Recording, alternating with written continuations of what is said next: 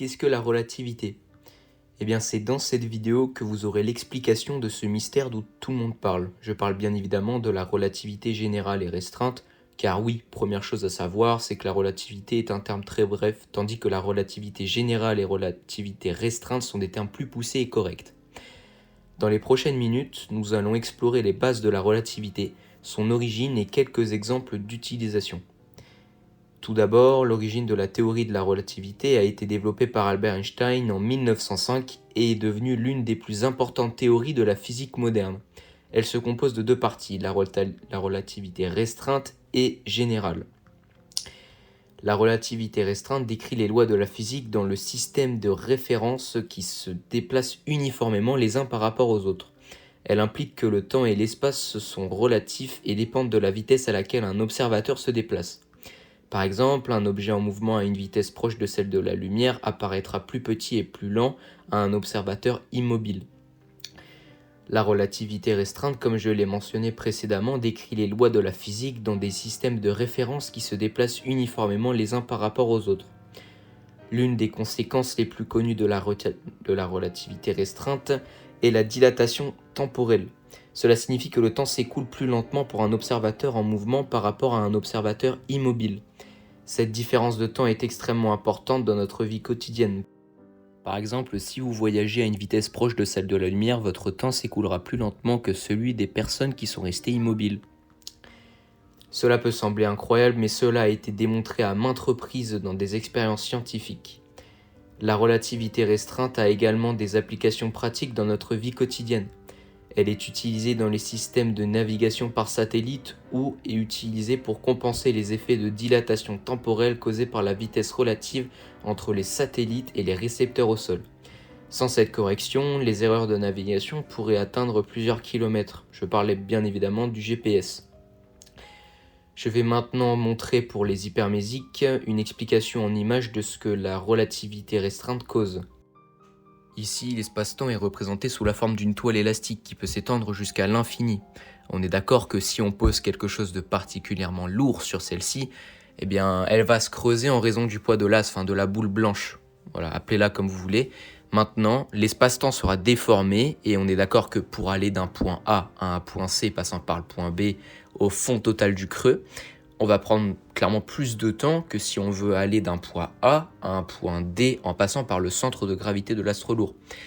On peut très clairement voir aussi que la distance 2 est nettement plus supérieure à la distance 1. Ce phénomène s'appelle la dilatation temporelle. Entre autres, c'est une espèce de modification de l'espace-temps. Ce qui a d'ailleurs déjà été prouvé scientifiquement. Cela signifie que si nous sommes dans un vaisseau et que des amis sont dans un autre vaisseau et qu'on a parcouru la distance 2, eh bien les gens qui auront parcouru la distance 1, eh bien on aura mis plus de temps qu'eux. Prenons deux autres exemples simples à imaginer. Premier exemple, les astronautes dans l'ISS. Comme je l'ai mentionné précédemment, la relativité restreinte implique que le temps s'écoule plus lentement pour un observateur en mouvement par rapport à un observateur immobile. Cela signifie que lorsque des astronautes voyagent à des vitesses proches de celles de la lumière, donc ce qui est peu probable, le temps s'écoule alors plus lentement pour eux, tandis que les personnes restées sur Terre ont l'impression d'avoir un temps qui s'effectue normalement. Cela peut sembler anodin, mais cela a des conséquences importantes lorsque les astronautes reviennent sur Terre. En effet, leur temps s'est écoulé plus rapidement que celui des personnes restées sur Terre, ce qui signifie qu'ils sont revenus plus vieux que leurs camarades qui sont restés sur Terre. Vous pouvez donc profiter d'une vie plus longue que votre ami, qui lui a non seulement vieilli, mais en plus perdu de la masse osseuse et tous ses muscles. Deuxième exemple, les planètes à côté des trous noirs. Nous savons maintenant que la relativité générale implique que la gravitation est une conséquence de la façon dont la masse et l'énergie déforment l'espace-temps. Les objets massifs tels que les étoiles et les planètes déforment l'espace-temps autour d'eux, créant une courbure. Plus l'objet est massif, plus la courbure est grande. Les trous noirs sont des objets massifs avec une courbure extrême de l'espace-temps. Cette courbure est si grande que le temps s'écoule plus lentement près d'un trou noir que dans l'espace libre. Si nous considérons une planète en orbite autour d'un trou noir, la planète sera soumise à une gravité si intense qui déforme l'espace-temps autour d'elle. Cela signifie que le temps s'écoulera plus lentement sur la planète que dans l'espace libre. Pour un observateur sur la planète, le temps s'écoulera normalement, mais pour un observateur dans l'espace libre, le temps s'écoulera plus rapidement.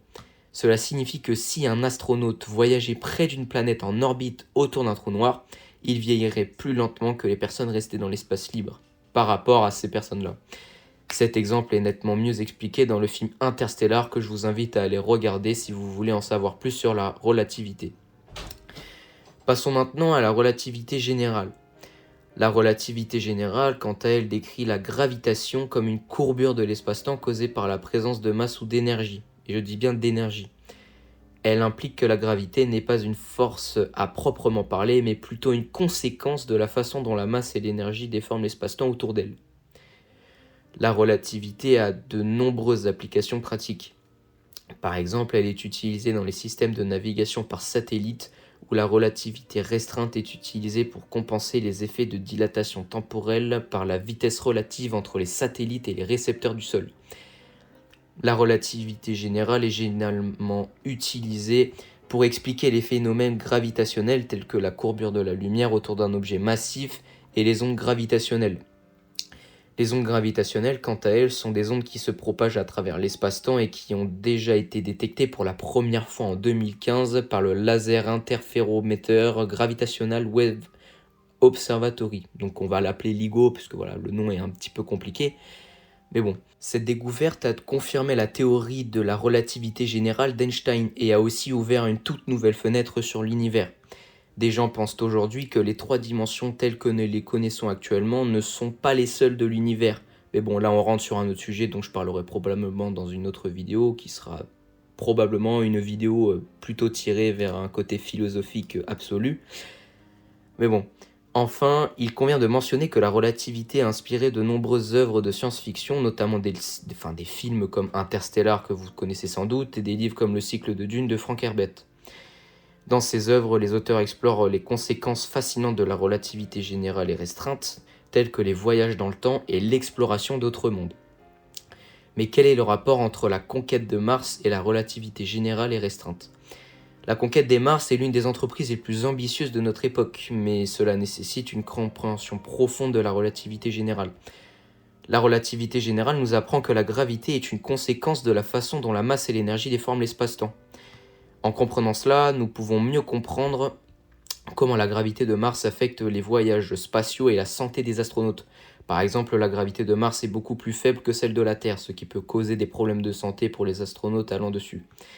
Les effets de la faible gravité sur la densité osseuse et musculaire sont bien connus, mais la relativité générale nous permet également de comprendre que la faible gravité peut affecter la santé des astronautes sur le plan cardiovasculaire et neurologique.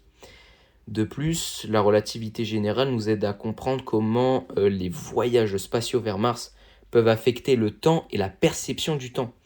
Comme nous l'avons vu et mentionné précédemment, la relativité restreinte implique que les voyages à grande vitesse peuvent entraîner une dilatation temporelle, ce qui signifie que les astronautes peuvent revenir sur Terre plus vieux que leurs camarades restés sur Terre.